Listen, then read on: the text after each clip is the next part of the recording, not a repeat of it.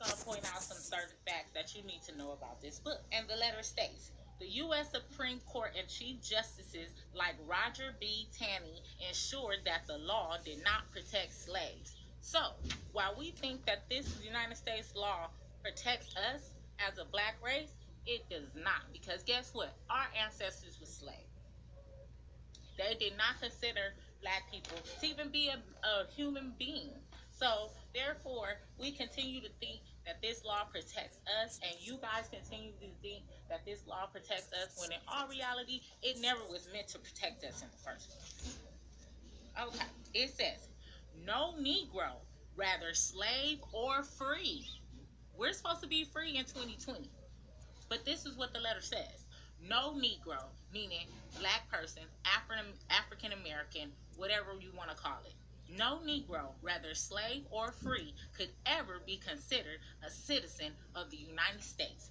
Ever, keyword ever. No Negro, rather slave or free, could ever, underline ever, be considered a citizen of the United States. So even today, the powers, the so-called powers that be, do not think that we are citizens. Don't look at us as citizens, even though that we're supposed to be quote unquote United States citizens.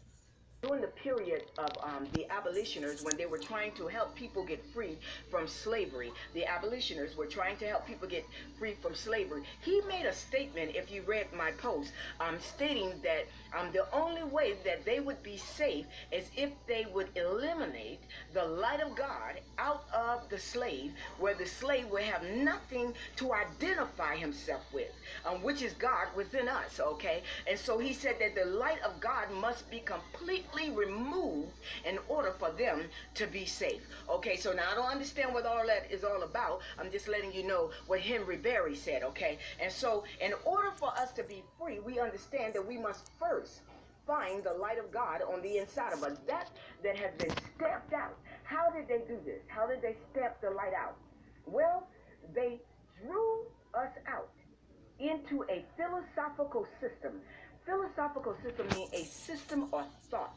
A philosophical system of thought and logic. Okay, it's very hard to believe in an invisible being when you are not there to believe. You have to be one with yourself in order to believe. You understand what I'm saying to you? So they drew men out. Men became an abstract of himself. He became a reflection of himself. He began to live life out of the thought patterns of others, those that put this system in place. He began to live life out of the thought patterns of others. Okay, so to live out of the thought patterns of other individual will leave you absent of you, but you will have your feelings to go by. Okay, and how did they do that? They drew you out by making you a pupil of the world. A pupil of the world. Let's go to Corinthians real quick. I want to go there so I can line my scriptures up with what I'm telling you, okay? All right. I felt real compelled to do this. God has been training me, you guys, for over 15, 20 years. And at first I did not understand what the Lord was doing, because what he was teaching me didn't have anything to do with the Bible. I thought, didn't have anything to do with biblical principle. And when God started teaching me, I'm an 8th grade dropout, but yet God made me go to the library. He made me go to the library. He will not have us ignorant. Is that what he said? He will not have us ignorant of the devil's devices. And so he made me go to the library. My family was absolutely astonished that I had become self-taught to that degree. But I am not self-taught. I am taught by the Holy Spirit. And this is what Socrates understood. And this is why they killed Socrates, because he understood that man could acquire knowledge, but true knowledge came from within. And because he made this statement, and he continued to make this statement to fellows that listened to him when he spoke on street corners, okay, they killed him, because he was making men aware. I'm talking about Socrates now. That he was making men aware of a presence that resided within, a presence that was able to teach them from within. Well, what I'm telling you today is that there is a you that you have been drawn away from, a you that you were drawn, especially those of black culture, and Hispanic culture. Now, this is not a racist message. This is a message to bring awareness. Why? Because if we do not have awareness, not only will the blacks or the whites be in trouble, but we as blacks will be in trouble, because no one need to be released without being crucified according to the lower nature in which they have been reduced, in which they have been restricted. So when God began to teach me and take me to the library, now the first thing he made me learn was the dictionary. He taught me the dictionary, all the way back to Latin, even some German. I had to go and get dictionaries on German knowledge. I know this is crazy, right? Okay, so when he began to teach me and let me know that the people were lost, they're living out of knowledge without themselves. Do you know how dangerous this is? This is why smaller and smaller. So this is why for black people, we continue to fight each other. We continue to rage against each other. We continue to beat on each other, beat on our wives, beat on our kids, beat on our brothers, beat on our sisters, because this box continues to get smaller and smaller as we continue to fear the real things that's happening. See, everybody's worrying about Jordans. Everybody's worrying about what Kevin Hart got to say. Everybody want to see the latest movie. Everybody want to figure out, about getting a new car. None of that shit matters because the government is playing everything. Most of you probably never even heard of the Willie Lynch letter, okay? And with the Willie Lynch letter, it was implemented in 1712. That was 302 years ago. Okay, 302 years ago, and the letter just simply said, okay, it was slave owners. They was having a hard time controlling their slaves, so they brought Willie Lynch in because he was like a master slave owner. They brought him in. Differences that make them big. Fear, distrust, and envy distrust life, and envy for control purposes. These methods have worked on my modest plantation in the West Indies, and it will work throughout the South. I live in the South. It ain't working on me. Anywho, take this simple little list of differences and think about them. On the top of my list is age, but it is only there because it starts with an A. The second is color or shade. Then there is intelligence, size, sex, size of plantation, status on plantation, attitude of owners, whether the tree lives in a valley or hill, east, west, north, south, has fine hair, coarse hair, or is tall or short. Now that you have a list of differences, I shall give you an outline of action, but before I shall assure you that distrust is stronger than trust, and envy is stronger than adulation, respect, or admiration. Let me read that again. Dictionaries on German knowledge. I know this is crazy, right? Okay, so when he began to teach me and let me know that the people were lost, they're living out of knowledge without themselves. Do you know how dangerous this is? This is why when and religion was created to modify and to moralize the man without God. Okay, it was designed to modify, meaning to give us a certain modesty, a certain condition to live by that will keep us in the constructs of rules and regulation, which I have nothing against that, because I believe in rules and regulations. I hate things that are not in order. The reason why is because it causes chaos, and I hate chaos. Okay, so I'm not against any of this. But what I am against is that when you learn knowledge and you learn about the knowledge of the world, absolute of you are still lost. Even if you learn about the Lord, the great I am, the God of all creation, without you are still lost. Because Jesus told the people in the book of Matthew that they can search the scriptures. He said, because in them you think you have eternal life. So life is not found in the letter of the law. Life is found in a redeemed spirit. Life is found in you. It is found in you. When you become conscious, then everything that comes through you become conscious, including the Webster's dictionary. Okay, so we must wake up. We must wake up. So let's go here. Let's talk about how Willie Lynch and colorism goes hand in hand still today. So there's a part in the Willie Lynch letter, let's say spell, that speaks about how you can demonize a people and you pit them one against another, right? But not just a people, but black people, because we are the most diverse in complexions. So you have from the darkest of dark midnight to the lightest of light white. And you have these two that were made to fight in war against each other, to say that you're not better than me, okay? Um, I am the one that looks better. I'm prettier. My hair is better than yours. My skin is better than yours. I'm considered valuable, and things like that. Whereas this group were told they are the ugly, they are the lesser, they are these are both minorities, but this is even more of a lesser minority. And just because of this complexion, you are seen as one who does not deserve anything. You're seen as dirty, you're seen as filthy. They demonize you. So this was a plan in the Willie Lynch to break apart a people, because these people were so diverse and considered as one, because they are one. Why not break that bond and reverse it? Use their greatest assets against them. You got you out front and the man behind and scared.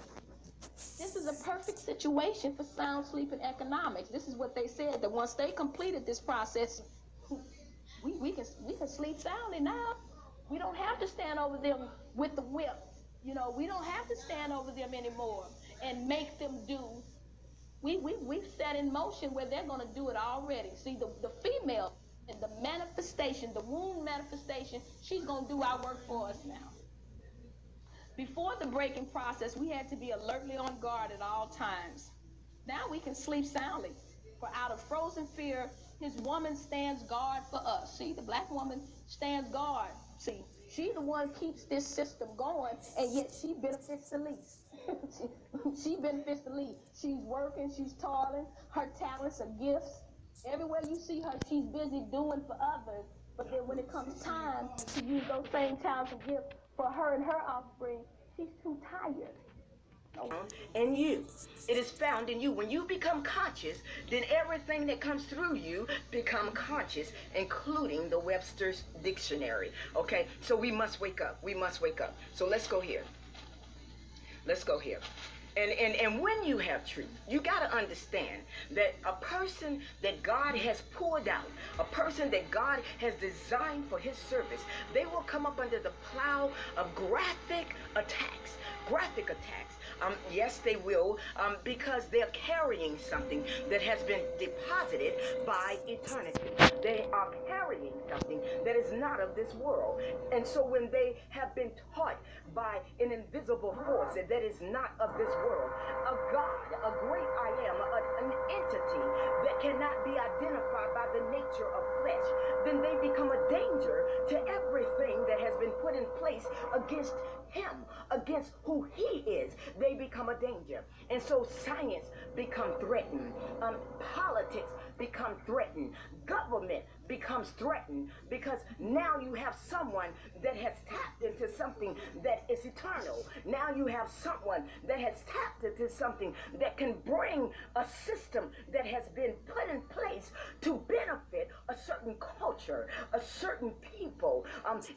When you have been taught something that will bring revelation to something that is not true, that have been lies from the foundation of our creation, then you become a danger. And so you can expect to be attacked. You can expect to be attacked. And who will attack you? All those that are not connected to the truth within. If you are not connected to the spiritual God, the great I am, that lives on the inside of you, then you become a threat. Then you become a threat. Then you become a threat. Okay? Now, this message, you guys, I know God is about to do something here. Because you know he gave me this stuff so many years ago, but now he's allowing me to release it. We're going to 1 Corinthians. Did I say 1 Corinthians? United States citizen. All right, another underlying fact. In 1640, Maryland became the first colony to institutionalize slavery in America. Maryland. All right. So this book is a small book. You can go get it. I got mine off Amazon, and it talks about a lot. I underlined a few factors that are important. So I'm not gonna go through the whole book because we don't have that much time. But Matt got a CD. Make sure you follow, like, and subscribe. Okay, so with this chapter, as you can see, you have a beaten slave. Look at his jack. That is crazy. This one says the origin and development of a social being called the Negro. So we are technically social beings, but they call us Negro. And I underline one sentence because this was the main goal. We reduce them from their natural state in nature. So our natural state was not who we are looked at as today. Thoughts, ratchets, dope, slanging, ghetto ass thugs. That was never our natural state. They wanted to reduce us from being kings and queens like we once was. All right. So I just want to read this part, and this is a part of that, also that topic, and let's listen to it. Let's talk about it. Take the meanest and most restless nigger, strip him of his clothes in front of the remaining male niggers, the female, and the nigger infant. Tar and feather him, tie each leg to a different horse, face in opposite directions, set him afire, and beat both horses to pull him apart in front of the remaining niggers. Do you understand what that is? Could you imagine yourself being tied to two horses and one horse going one way, one horse going the other way, while all along you're on in flames? Let me read that for you one more time. In front of your family. Can you believe that? Take the meanest of the most restless niggers, strip him of his clothes in front of the remaining male niggers, the female, and the nigger infant. Tar and feather him. That means like drench him with oil or like gasoline or something. And feather him. Tie each leg to a tie each leg to a different horse, faced in opposite directions, set him afire, and beat both horses to pull him apart in front of the remaining niggers. Can you imagine your mother or father being done like that? Like, because some men think, black females are loud and belligerent and very insecure with themselves and blah, blah, blah, which I totally agree with. Not all girls, but I honestly feel like some females, they do have some insecurity issues that I think they should seek help with. But I basically said in the video that you just don't judge people as a whole. You judge people for what they bring to the table. All females are not loud and belligerent. You feel me? Like, I can't speak on everybody's behalf, but with me, I'm not loud and belligerent. I actually go to school. I read books. I educate myself. I don't be in the streets all night like how I see some young females.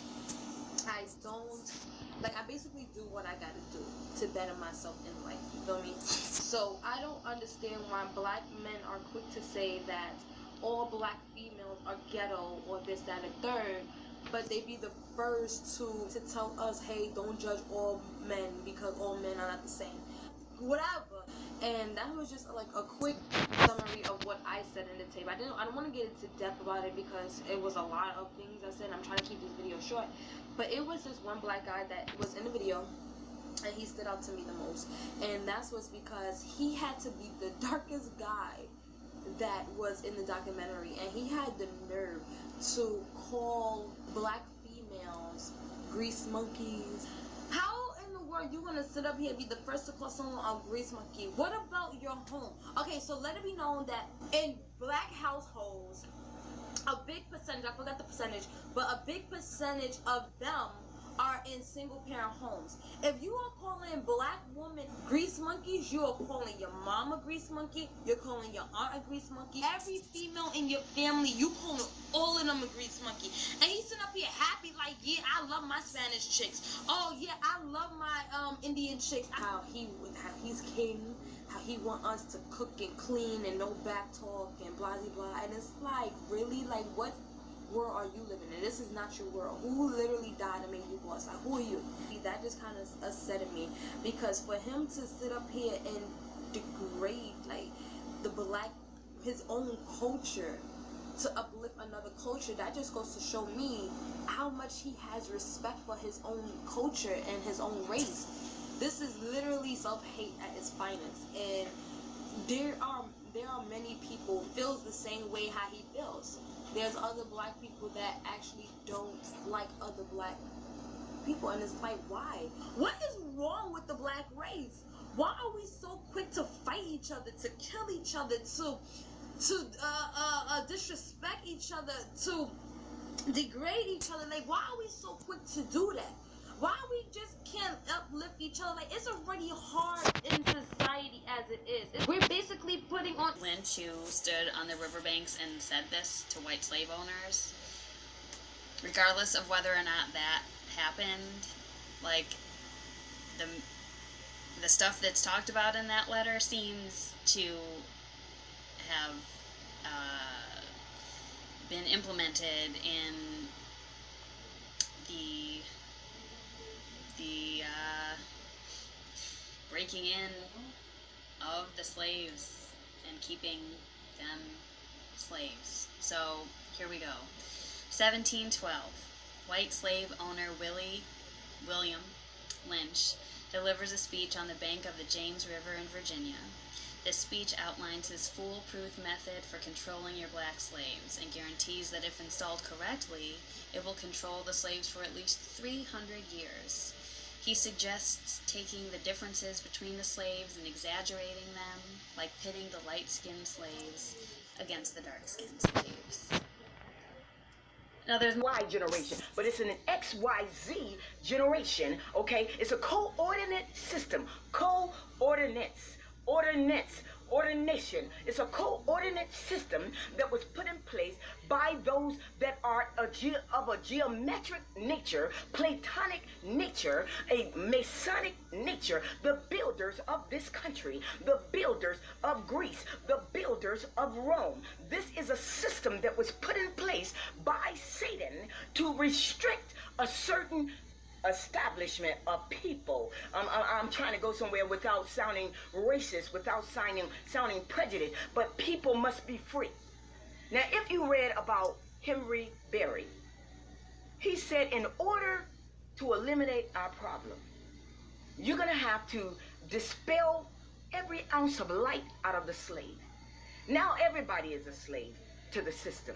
And this is why they fought so hard against desegregation, you know, because they didn't want their children to be affected by this. When I say they, I'm talking about the Anglo-Saxons, okay? They didn't want their children to be affected by this system. But now we are all in one pot. Now we are all in one bowl. And so we have to work together on this thing, okay? And we already understand that the generation today had nothing to do with what their forefathers did, okay? Yes, but you must understand that there is still generations today that are benefiting off of what their forefathers did, and they are a part of the upper echelon.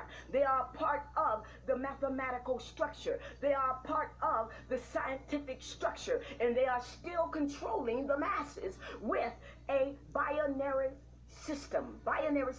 So you have an electronic system that is connected to the outer membrane, the body system, the body structure. It is the spirit that Rene Descartes said would be restricted to the machine, which is the body. The body is a machine without God. The body is a mechanical system without God. The brain is a mechanical system without God. Why? Use their greatest elements, characteristics, traits, soul, spirit, whatever it takes, everything that they possess, use it against them and have everyone else use it against them. And that brings forth a new mission. So now you have, even still yet today, and this happened, because someone allowed the enemy in. And it's easy to tell who your enemies are when they show themselves to be, this is saying, I'm better than you. Why would that be a thing when we are one? So it's about separatism. And that's what the Willie Lynch letter focused on, was separatism, divide and conquer. So once people can understand that, hoax does not mean a lie. Hoax never implied that this didn't happen. A hoax is simply a prank, a joke played on someone, a trick. And that's why the Willie Lynch letter was written in the form that it was written in, because it was a spell. And once you create a spell, once you have written this spell down, all it takes is to put this thing into action. And once you start to put it into action, there you form your slave. And that's how he can come up with, let us make a slave. And if that is not a recipe for a disaster, then nothing is. And that's just how I see it. So if people can't understand that the Willie Lynch letter is not a lie, they never said it was a lie. They said it was a hoax. So Google what hoax means and see that the definition of hoax is a prank, a trick. And in order to do a trick, you have to know a little magic.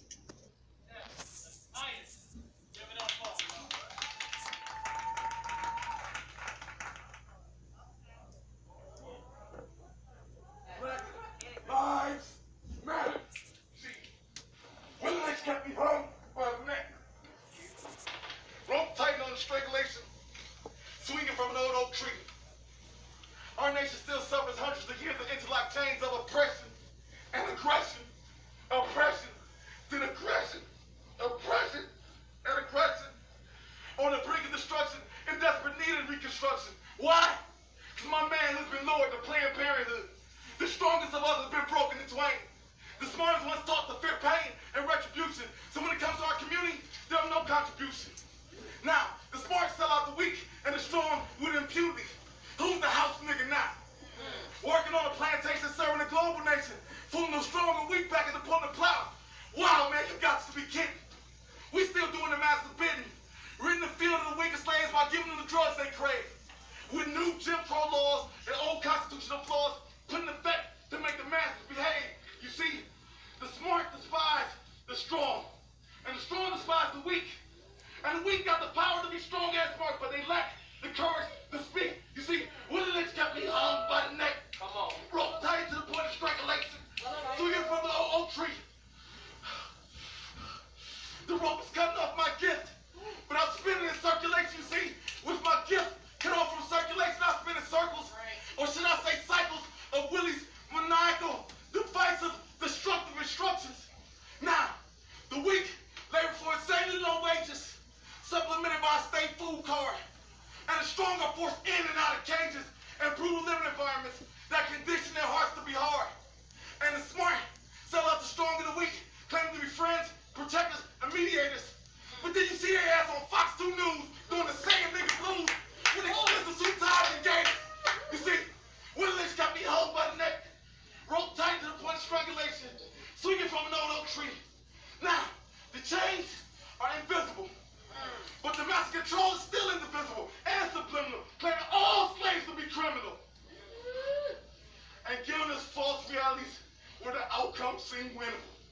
It's not till the smart teach the strong and the strong aid the weak And the weak find the courage to speak when we silent solutions we seek to see. When Lynch got me hung by the neck, rope tied to the point of strangulation, swinging from an oak tree. But my ancestors screamed to wake me from the slavery dream. I awake, and then I finally speak. Black Lives Matter. They didn't want us to look at you as kings, black men. They wanted to really like tear your image of the image of you in our minds apart, so we would never look at you as superior to the white man, which you are. All right, so this one right here, as you can see, how even the women were hung from trees. It says the breaking process of the African woman. How is this even a book? Because this was really done. Who would make a book like this? Who would write a letter like this? Because this was really done. This is history. So know your history. Mad Goddess TV.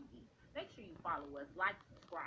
So this chapter is called Use those same talents and gifts for her and her offspring. She's too tired. No, we tired. Ain't been sucked dry of all our gifts, okay? See, and this is what they wanted. Okay, now we can sleep soundly, for out of frozen fear his woman stands guard for us. He cannot get past her infant slave process. He is a good tool, now ready to be tied to the horse at a tender age. They liken this process to the same process as if you broke a horse, animal breaking, animal breeding. This is, how they figure, like, well, if you can do it with animals, you can do it with the human animal. So this is how they came up with this concept. It says by the time a nigger boy reaches the age of 16, he is soundly broken in and ready for life and efficient work and the reproduction of a unit of good labor force. So their whole agenda was to make sure that this cycle was perpetuated so that they would have a perpetual force of labor that would obediently do everything that they wanted them to do. So this is very interesting. This is very interesting that someone would come up with this information, From women. Divide the boys and the girls. Divide the young men from the old men. Okay? Beat them, lynch them, and burn them so that they can have these images in their minds. Okay? So they can be scared to do anything. So they can be scared to, even move forward in their lives. Okay? So even though that letter was written 302 years ago, it is still being implemented today. Respect and admiration. The black slave, after receiving this indoctrination, shall carry on and will become self-refueling and self-generating for hundreds of years, maybe thousands. Don't forget you must pitch the old black male versus the young black male, and the young black male versus the old black male. You must use the dark-skinned slave versus the light-skinned slave, and the light-skinned slave versus the dark-skinned slave. You must use the female versus the male, and the male versus the female. You must also have your white servants and overseers distrust all black, but it is necessary that your slaves trust and depend on us. That's very important. To do that, why we just can't uplift each other? Like, it's already hard in society as it is. We're basically putting on a show for these racist people out here who still won't live past the 20th century. They literally laughing at us, and you think I'm lying? I'm sure you can go to World Star Hip Hop right now, go to one of them black fighting videos, and you will see the racist comments. And one white person said it themselves. They did say, this is just a show for us. They're literally proving their stereotypes right. It's already bad enough that our children today are so corrupted in the mind. It's ridiculous. People aren't learning anymore. When school was important, now kids are not going to school. Kids are not even reading books. Barnes and Nobles are going out of business. Like, what happened to all these things? Like, people are not educating themselves. it was really done. This is history. So know your history. Mad Goddess TV. Make sure you follow us, like, subscribe. So this chapter is called The Breaking Process of an African Woman. And I'll only underline a few highlights. So this one says, test her in every way. So women, you are continuously being tested. Test her in every way because she is the most important factor for good economics. Now, that's a deep sentence. The black woman is being tested every single day. Why? Because you are the most important factor to good economics. A white man wrote that. You, the black woman, is the most important factor to great economics. Let's go. Another underlying fact: take care not to kill her. For in doing so, you will spoil good economics. That's why they kill so many black men and leave the women to survive. By putting a rope over our head and the government is hanging us from trees and we're being burnt and our kids and family members are seeing this. We're being lynched by losing our houses. We're being lynched by losing our jobs. We're being lynched by having our income capped by a job. We're being, lynched by the media, where the media continues to put fear into us. Continuing through the breaking of uncivilized savage niggers by throwing the nigger female savage into a frozen psychological state of independence, by killing off the protective male image, by creating a submissive dependent mind of the nigger male savage, we have created a repeating cycle that turns in its own axis forever, unless a phenomenon occurs and reshifts the positions of the female savages. We show what we mean by example. Take the case of the two economic slave units and examine them closely. So what they're going to tell you now is about the Negro marriage unit. They say we breed two nigger males with two nigger females. Then we take the nigger males from them and keep them moving and working. Okay, they divide them. Say the one nigger female bear a nigger female and the other bears a nigger male. Oh, she's children now. One a female, one a male. Both nigger females being without the influence of the nigger image, frozen with the independent psychology, will raise their offspring into reverse positions. So what you're seeing is how the imbalance was set in place. And it's perpetuated, and how she perpetuates it.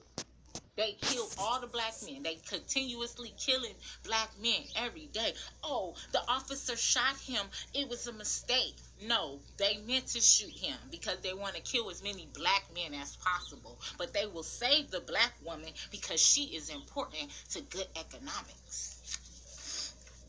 Let's go. It says, let's go. It says, we have reversed the relationships.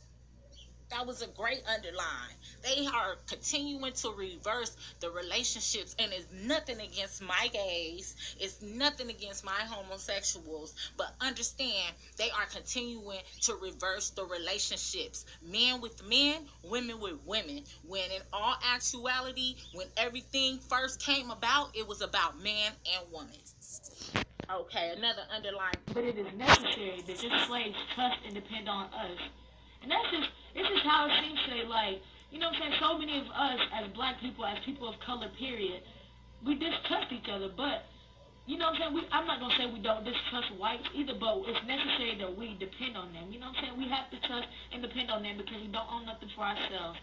It seems like we're always going to need white people, and until we make a revolution, that's how it's going to always be. So, we need a revolution. We need a revolution. We need a revolution. I said that. The slaves. His theory was to put the old black man against the young black man, the white slaves against the black slaves, the light skins against the dark skins, to put the black man against the black woman against the black men, and to have all the white servants and overseers to distrust all black men. Look at Rikers Island, for instance. There's too many young black men that is in Rikers Island. Too many young black men that are in Rikers Island right now. They have no education. They don't even have a bank account. They have nothing. And they're worrying about the newest Jordans. They're selling drugs on a corner. They have no life. They have no life skills. The only thing they know is to get mad and shoot the next nigga. That's it. They might come kill him any day. We can't, rely on him. They may kill him any day. We really have to be it. We got to really just put our independency upon ourselves. Don't expect him to be around for you. The one with the female offspring would teach her to be like herself, independent and negotiable. Interesting. We negotiate with her, through her, by her, and negotiate her at will. That's what they say. We negotiate with her, through her, by her, and negotiate her at will. The one with the nigger male offspring, she being frozen with a subconscious fear for his life, will raise him to be mentally dependent and weak, but physically strong. In other words, body over mind. What they tell you. But with one little catch, he said that so they had to get the black slaves to trust only them and no one else. And you know what? 400 years later, it seems like that have not changed yet. This guy been dead for so long, and it's like we still living in his curse. And it amazes me because when I do have conversations like this with my friends or other people, it sickens me how people mentality is just so corrupted with this light skin, dark skin crap. What makes me different than a light skin chick? Because she's light skin? Just because she light skin does not mean she's the prettiest. Black is gorgeous. I'm not trying to put any other color, skin color, or race down, but coming from a black female who is always being put down for negative stereotypes, it makes me upset. Because, like, what makes you better than me? For negative stereotypes, it makes me upset. Because, like, what makes you better than me? Why are black people are so quick to uplift every other race but their own? I have this friend who is Haitian and I think Trinidadian. I'm not sure, but I know she's from one of them islands, the Caribbean islands. And she don't consider herself black at all. Like, I remember one time we were having a conversation, I said something about us black females, and she kind of like stopped me and was like, I'm not black. And I said, what? I said, you're Haitian and Trinidadian. She was like, yeah, I don't consider myself black, I'm West Indian.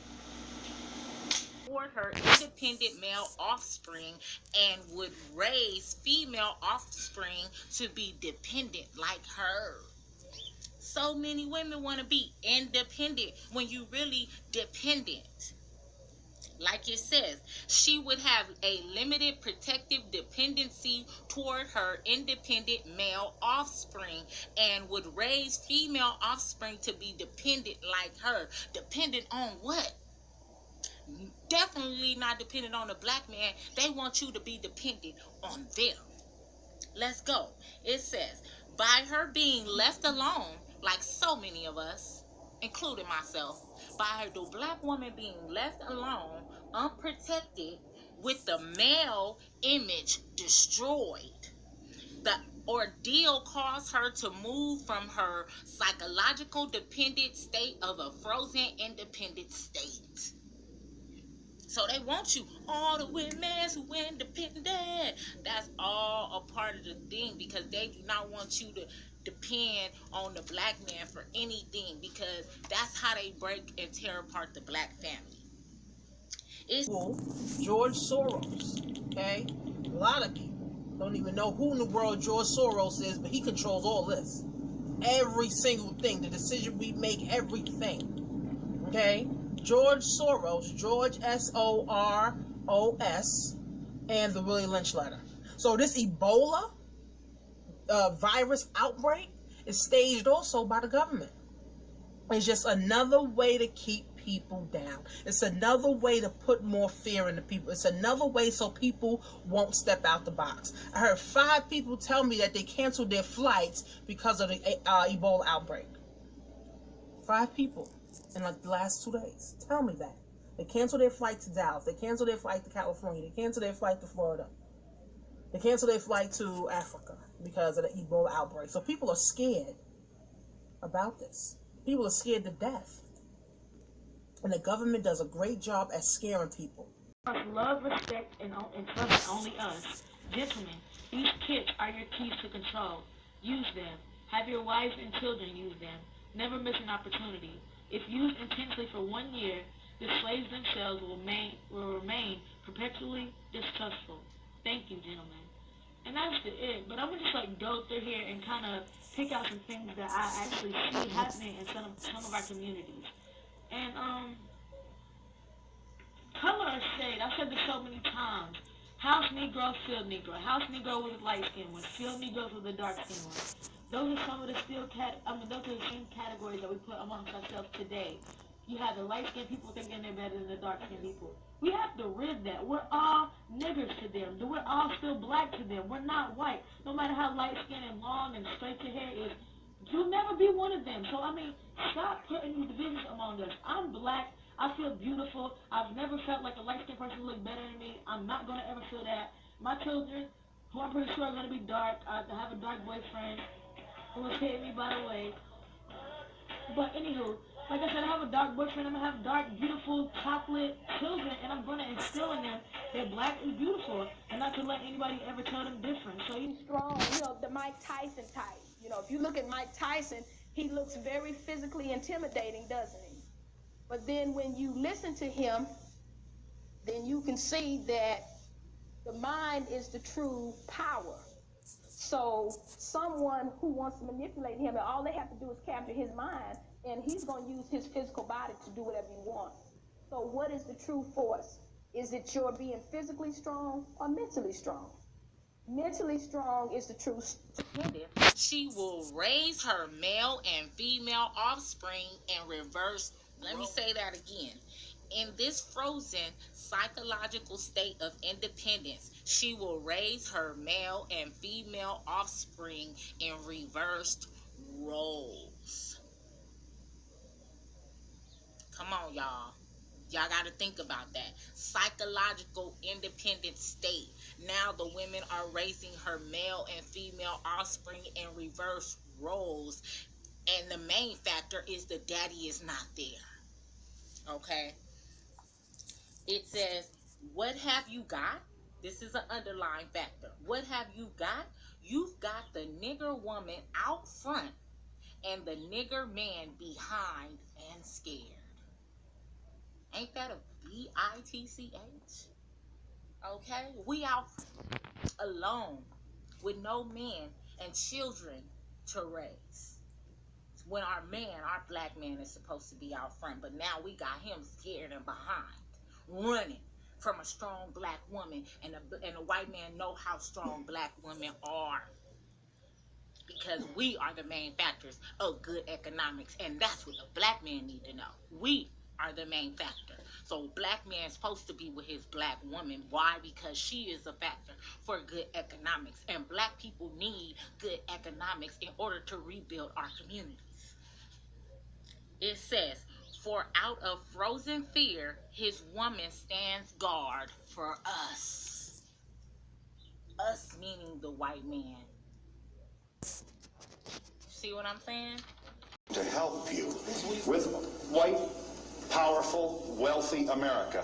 Now I hear more and more young people of Sister Soldiers' age bracket speaking out to say, we've got to do this ourselves. People get the impression that when you're an activist that you don't also do business, that you aren't also involved in programs, that you don't also attend church. You can do all of these things and still see the savage inequalities and the evil of this society. And the reason why we speak clearly and fiercely and strongly about it is because if we don't, you have people suffering in silence who never get the opportunity to be on the with Phil Donahue, who never get, see, we can't look at the world as the mayor of Washington, D.C., or as Cornel West, the author. You see what I'm saying? You got to look through the eyes of the majority of your children, how they see the world, what they feel, the pain that they experience, how they would, how they would be defined. We are forgetting. The evil is all over. Right now in South Africa, African people are in a system of This argument is the same as Look at this dynamic. Look at this dynamic. The dice are loaded, and that's what's left out of Mr. Brown's piece. See, there was a period of time in this country after Reconstruction, where African people owned a lot of land, owned a lot of businesses, and did a lot of things. But what happened was the American government, the Ku Klux Klan, and other organizations organized in smashing that effort. So it's not that we haven't tried to own lands and have not organized businesses. It's that if you are African in America or in Latin America or in the Caribbean or in the continent, you will be hunted no matter what you do, because they do not want us to survive and become self-sufficient. And you can say no, but you haven't lived this life. You haven't lived this life. Access forever. So slavery was never supposed to end. It was only going from a physical state to a mental state. That was the whole ideal. So today in 2020, we are still in this mental state of slavery. Know that. We have created an orbiting cycle that turns on its own axis forever, unless a phenomenon occurs and reshifts the positions of the male and female savages. We need that phenomenon. We need to reshift the positions of the male and female savages. We need to reverse those roles, and that's the only way we're going to get out of it. The white man told you so. But the system has done such a sufficient job of psychologically devastating and rearranging you that they can keep the library free, keep the information you need in there, and not even worry about you ever finding out.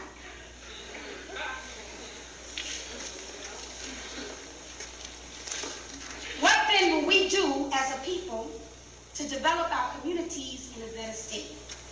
That we have to understand that the biggest barrier to our own liberation is in our minds. Because when you're under a system of white supremacy, you start to believe that the white man is all powerful. You start to believe that white people are gods on earth. You get on their planes and you're in awe of the technological advancements. You get in their laboratories and you're in awe of the technological advancement. And if you don't understand the systems, you won't understand how it is that they advance in this particular way.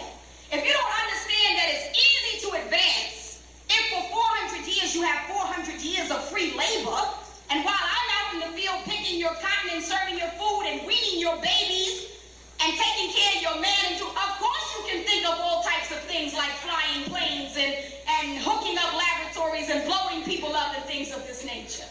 Because ideas and creativity come out of at least some time to commune with yourself and your thoughts and your nature. But if you as African people and we as African people spend a disproportionate amount of our time serving a master interest, of course we will not be able to serve that time developing ourselves and our community. So we have to be careful that we don't buy into the misnomers and the stereotypes and the myths that the system creates that makes us think that these people are actually superior to us. Most African people, if you ask them to close their eyes and picture God, they will picture somebody white with long blonde hair that probably looks like he attends San Francisco State. And you don't have to admit it to me, but when you go home, close your eyes and make a picture of God and ask yourself what you see.